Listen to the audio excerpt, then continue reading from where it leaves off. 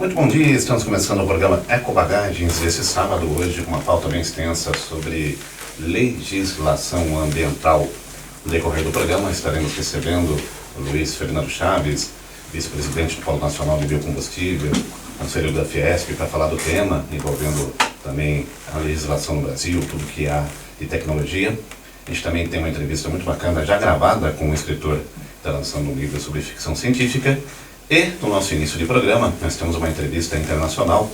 Eu vou falar por telefone com a doutora Liliane Moncler, ela que reside em Paris há muito tempo, é uma advogada super atuante na Europa e também na América Latina, na questão internacional e também ambiental. Doutora Liliane está na linha, Vavá? Doutora, muito bom dia, boa tarde aí na França, comecinho de noite. Bom dia, Rogério. Satisfação falar com você. Eu sei que você está curtindo uma praia aí na França, não está em Paris, por conta do isolamento social. Seja muito bem-vindo ao nosso programa aqui no Brasil. Obrigada. Mas eu não tô curtindo praia, não. Aqui está muito frio. Então tá bom. Lili, vamos falar um pouquinho da diferença do direito ambiental no Brasil para a França? O que você tem a nos contar sobre isso? Começando pelo direito ambiental brasileiro. Isso. O direito brasileiro, o direito ambiental brasileiro... Estou na rádio, alguém depois. Alô? Oi, pode falar? Oi, tá na linha? Tá ouvindo?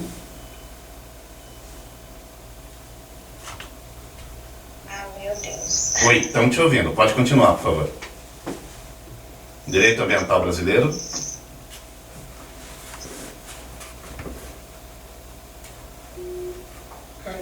Bom, caiu a ligação, daqui a pouco a gente tenta o contato novamente com a doutora Liliane, ela que reside em Paris há muito tempo, é uma advogada especialista em direito internacional e ambiental e trata o tema com maior profundidade. Existem algumas diferenças, às vezes, envolvendo a nossa legislação nacional e a legislação fora do Brasil, que é sempre importante a gente poder entender essa diferenciação. Ela está fazendo novamente contato com a gente, lembrando que toda a parte sustentável ela envolve um conhecimento muito amplo de leis. A gente sabe que as leis, infelizmente, às vezes não são tão claras para a nossa sociedade, a gente precisa conhecê-las melhor. A gente já fez o contato novamente. Oi, Liliane, está ouvindo a gente? Estou ouvindo. Então, vamos que vamos. Você estava falando sobre o direito ambiental brasileiro? Então, o direito ambiental brasileiro, ele é um direito muito amplo. Ele abrange muitos outros direitos, né? A gente chama até de direito interdisciplinar. Desculpa que o som está um pouco ruim.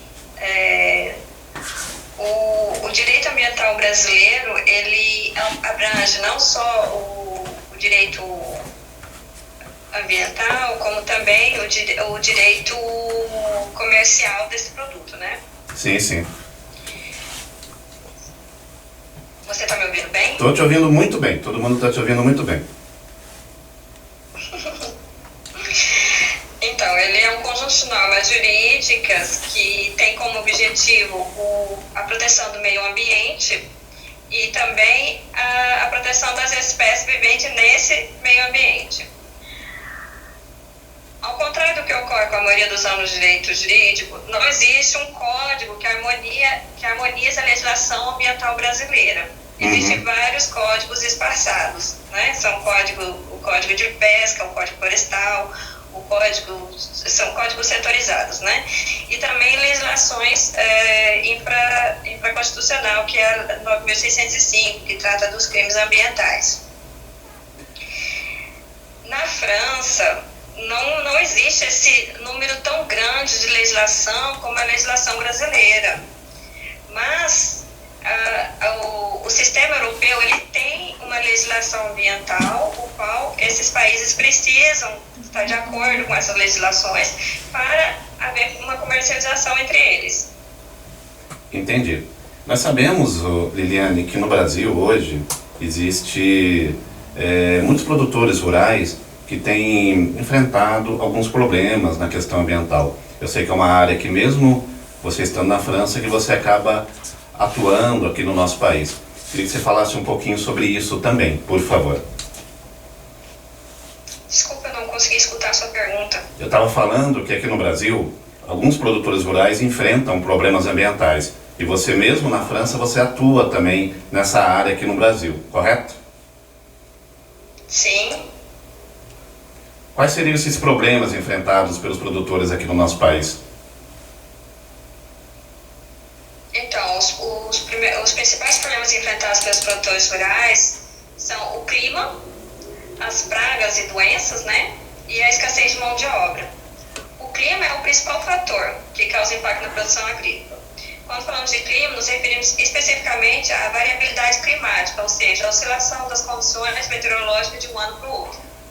Nesse cenário, podemos citar problemas referentes às secas, às enchentes, os fenômenos como El Niño, que foi muito importante, as geadas, granizos, entre outros.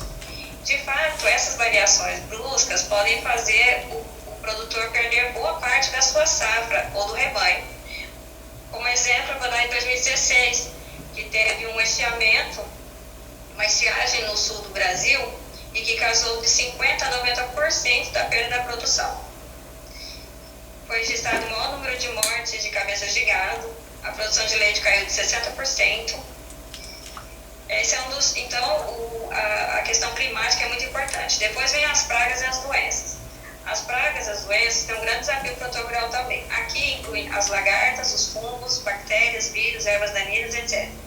Algumas dessas pragas são muito difíceis de combater. Dependendo da extensão e do grau delas, elas podem comprometer até mesmo toda a produção. Como exemplo, eu dou do Espírito Santo, que também teve a mosca branca, né, que transmitiu o vírus do amarelão, o amarelão tomateiro, desculpa. A doença passou a se desenvolver também nas plantações de jiló, que deu um caos naquela época. A escassez de mão de obra também é um dos grandes desafios do produtor rural no Brasil.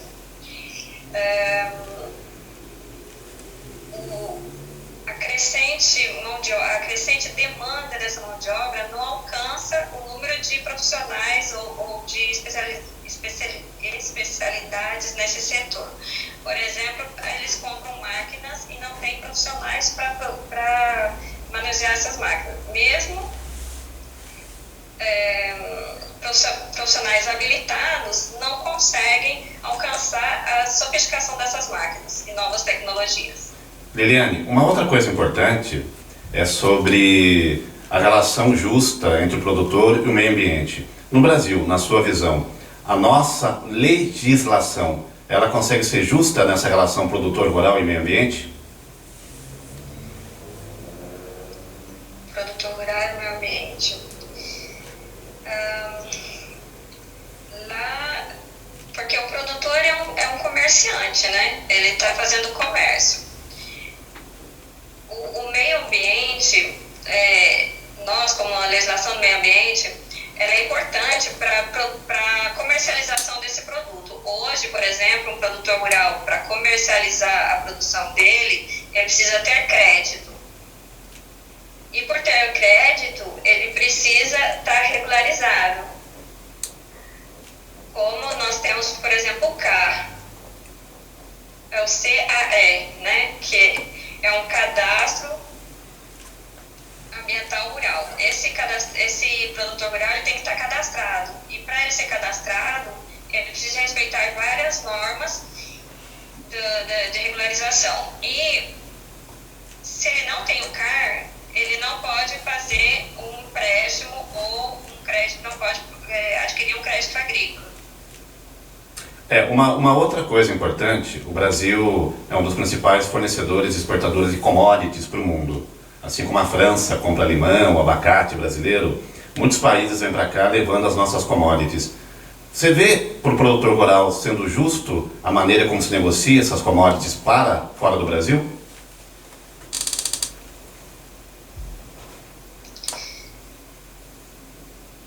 Você pode repetir a pergunta, por favor, porque a gente teve um corte no meio da questão. Eu perguntei, na verdade eu dizia que o Brasil é um dos principais fornecedores de commodities para o mundo, né? Como o limão brasileiro vai para a França, enfim. Você vê essa relação sendo justa do vendedor de commodity, do produtor que produz a commodity para o resto do mundo? mesmo sendo justa? Isso, a nossa legislação protege o nosso produtor?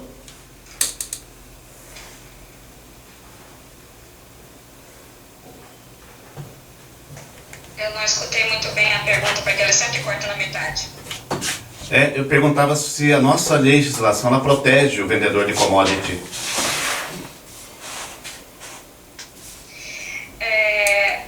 Para você comercializar com um país europeu, você tem que respeitar algumas normas que o Brasil foi signatário. Então, se o Brasil não respeita as leis ambientais internas e os tratados internacionais dos quais o Brasil foi signatário, ele tem corte, sim, na questão da compra dos produtos commodities brasileiros. Vou dar um exemplo. O Brasil, nessa última semana de junho, por exemplo, desse ano, o Brasil fez no ano passado, o Brasil foi signatário do acordo Mercosul-Europa. Em junho desse ano, no início do ano, o ministro do Meio Ambiente fez várias declarações dizendo de flexibilização das leis ambientais. Então, os governos estrangeiros emitiram uma carta às embaixadas brasileiras dizendo que o Brasil, demonstrando uma preocupação com o que chamam de descumprimento do país com questões ambientais, disse que o Brasil, como país soberano, ele estava se tornando um alto risco de não houver reversão na escala de proteção do meio ambiente, colocando então o país em questão de debates ambientais no mundo e diminuindo esse valor econômico comercial do Brasil com os estados da Europa. Entendi. Na verdade, o nosso país precisa respeitar muito, né? A gente sabe disso. Para a gente finalizar a nossa entrevista, nós tivemos...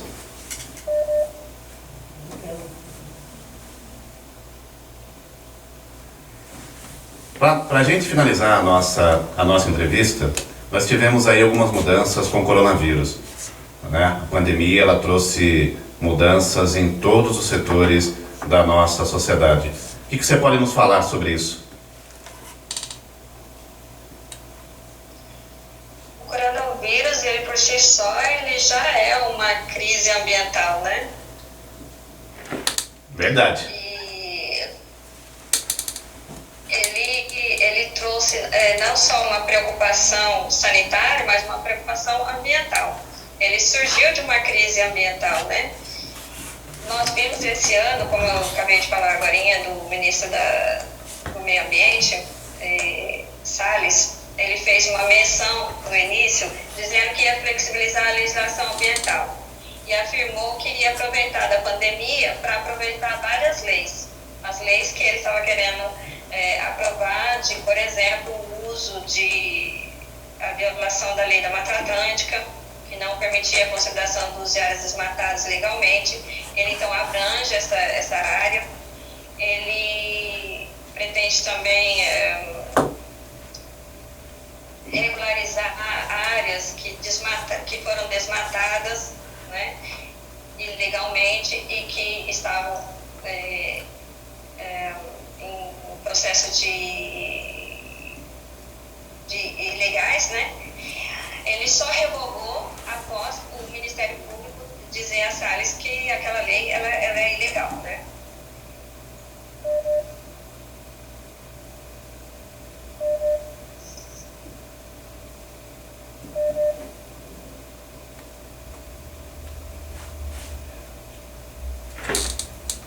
Oi, Lili, tá na linha?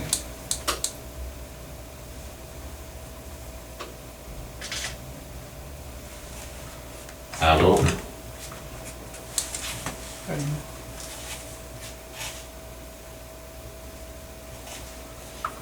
Bom, nós fizemos o contato com a doutora Liliane Moncler, ela que estava respondendo a pergunta final da nossa entrevista, ela que reside em Paris e hoje é uma das principais advogadas internacionais do mundo e também voltada para a questão ambiental. Não voltou o contato, né? Eu quero agradecer então a participação dela. Vavá, vamos dar sequência ao programa, que é aquela entrevista que está gravada.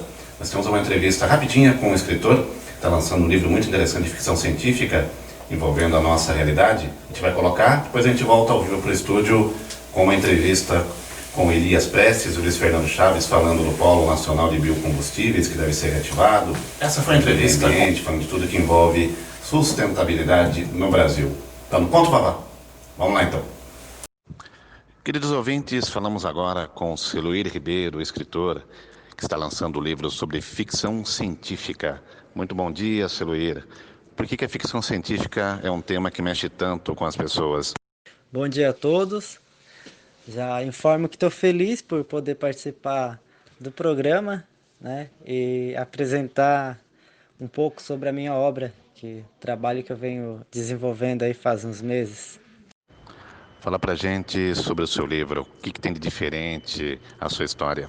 Acredito que pelo fato de ficção ser algo da imaginação, fantasia, e nem sempre as coisas na vida real são como imaginamos ou gostaríamos que fossem, aí entra a ficção e começamos a imaginar a forma que poderia ser, em um cenário perfeito de realização, para suprir alguma carência mental ou emoção momentânea. E como essa influência da ficção científica nos afeta no dia a dia? Podemos dizer que diariamente temos nossas vontades, manias, desejos e etc. A ficção, fantasiar, nos permite chegar à vida de uma forma mais fácil ou até doce, pois sempre buscamos ser felizes. Nossa mente, nem que seja inconscientemente, viaja o tempo todo. Somos movidos por emoções. Agora, se você for uma pessoa pessimista, tem que ter cuidado com os... Ficção científica nos dá a ideia também de evolução. Você acredita que a humanidade está evoluindo? Acredito que evoluindo de forma lenta e em partes, né? Coisas mais importantes e cruciais continuam estagnadas, né? Seria o caso político, né? Mas não gosto de entrar em detalhes. Quais eram as suas referências?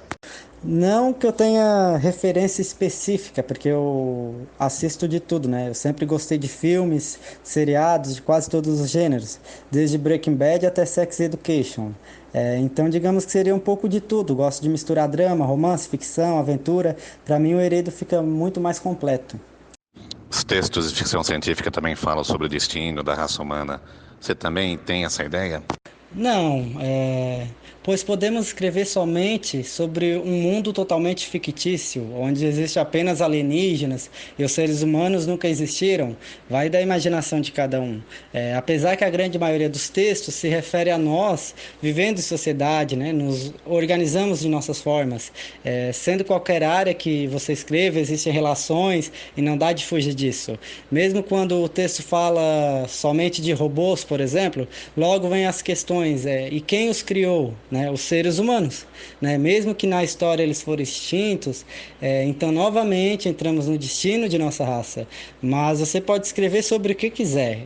Eu vejo um futuro muito promissor, pois sempre haverá novidades, né? Histórias novas e mentes brilhantes.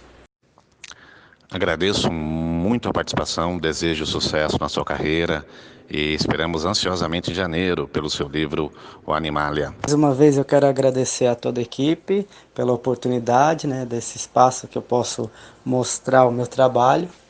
Um abraço a todos, tá? Fiquem com Deus. Estamos de volta com o programa Eco Bagagens. Luiz Fernando querendo pagar almoço hoje, cansado. Luiz Fernando Chaves, seja muito bem-vindo. Elias Prestes também. Elias, primeiro você. Boa tarde. Boa tarde.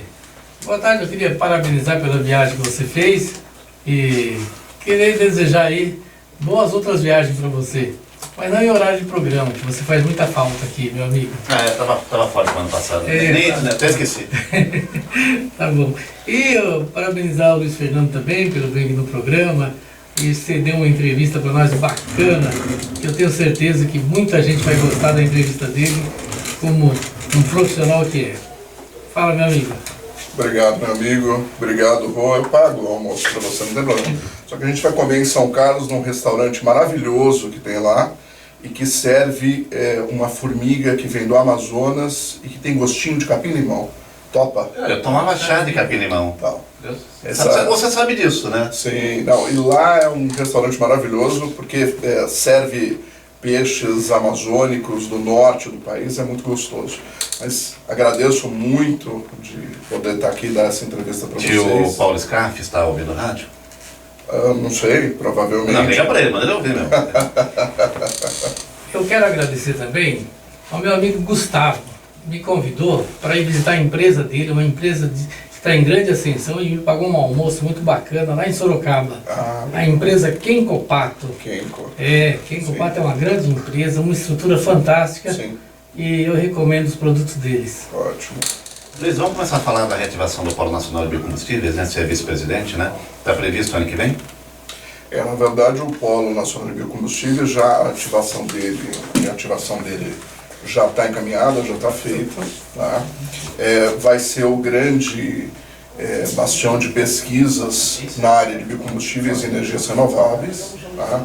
Agrotec também. Então, quando a gente pensa, por exemplo, em agrotec, você pensa nos tratores autônomos, você pensa em colocar, por exemplo, drones para fazer o serviço que você antes fazia com aviões pulverizadores, porque você vai especificamente em certos pontos, e fazer toda essa parte de pesquisa e tecnologia. Então, o que a gente vai ter dentro do polo, uma incubadora e uma aceleradora de startups.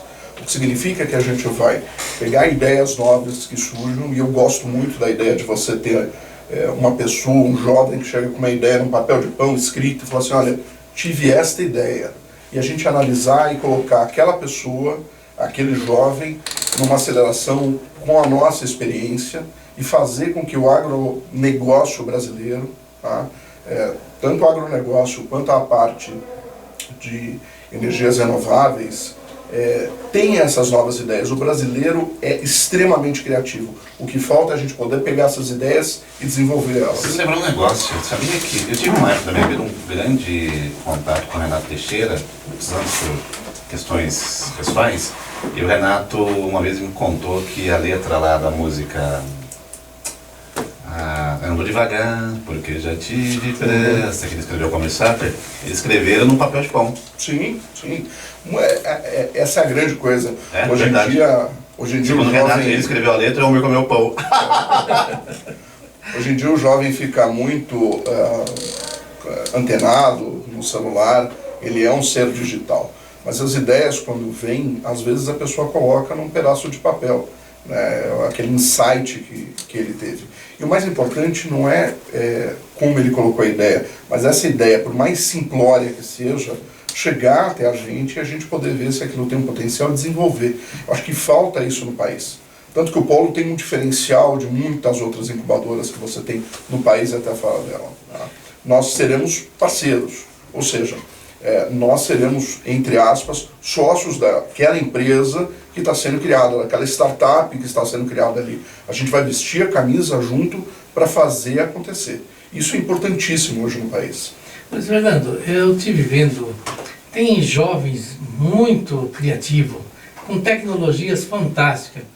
Eu conversei com um jovem, e tenho até um projeto dele, ele desenvolveu um projeto que nós precisamos conversar, um projeto tecnológico que vai ajudar eles. Eu vou deixar para vocês o meu WhatsApp, vou deixar o e-mail do Polo. E o que você falou é muito interessante, porque, por exemplo, eu sou mentor do MIT e sou mentor do Sebrae, aqui de São Paulo, exatamente para a parte de startups. O que a gente verifica é que quando você monta uma startup, 60%, 70% delas morrem no primeiro ano depois que sai da incubação. Por quê? Porque faltam coisas básicas que no Polo a gente vai colocar. Vou dar um exemplo clássico disso. Você tem uma verba para gastar.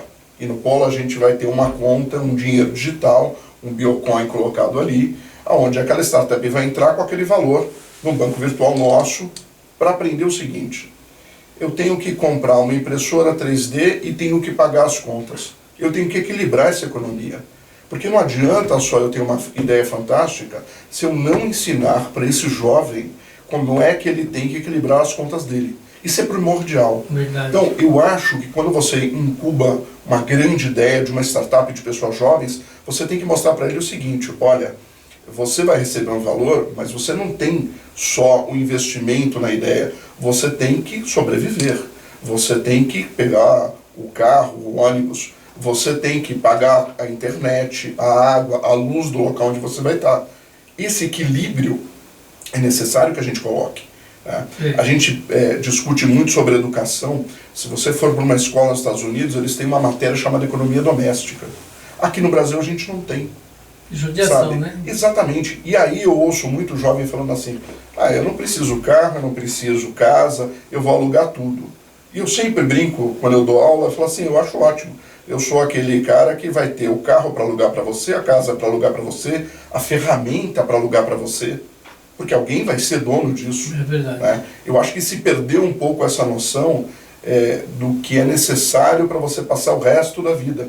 E quando você ficar mais velho, você já ficar na melhor idade, você tem que lembrar o seguinte, você vai precisar de uma casa e talvez você não tenha a virilidade que você tem quando você é jovem.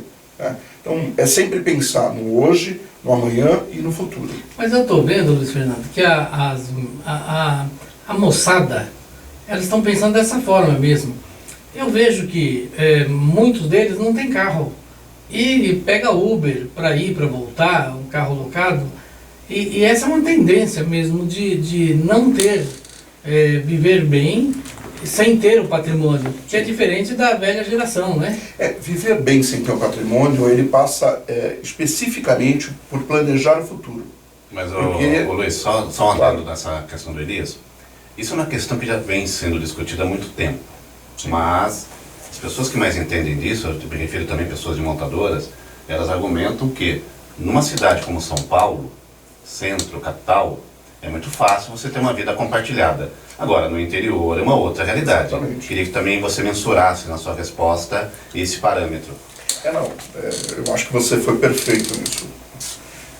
Quando você fala de Brasil, você está falando da pessoa que está no centro de São Paulo, onde ela pode pegar um metrô, um ônibus com uma facilidade, um Uber com uma facilidade gigantesca, um transporte alternativo. Mas você tem que lembrar daquela pessoa que está numa comunidade, numa cidade pequena, no meio do Pará, no meio do Acre, Roraima, ou outras cidades do interior de São Paulo mesmo. A coisa não é tão simples. Eu falo isso porque, eu vou dar um exemplo meu. Há um ano e meio atrás eu resolvi pegar um Uber em Bragança Paulista. Tempo de espera, 2 horas. Puxa, Bragança Paulista, eu São estou Paulo. falando aqui do lado. Então, essa a grande São Paulo questão. para te buscar. Eu acho até que hoje já devem ter mais Ubers, mas não é uma questão tão simples assim. E deslocamento de um ponto ao outro é uma questão de tempo e dinheiro. Né? Então, se você tem uma empresa, eu não posso ficar esperando 2 horas para chegar numa reunião ou numa entrevista. Né? E eu não digo para a pessoa comprar o carro ou deixar de comprar o carro.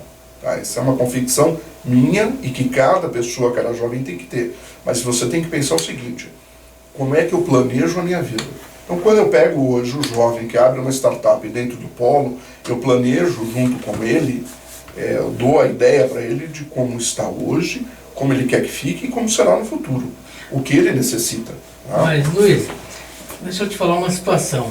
Se a gente estiver em grandes polos comerciais, igual São Paulo, Rio de Janeiro, Belo Horizonte, Sul, tirando 25% a 30% dos carros, já é uma grande vitória para nós, pelo meio ambiente, não é?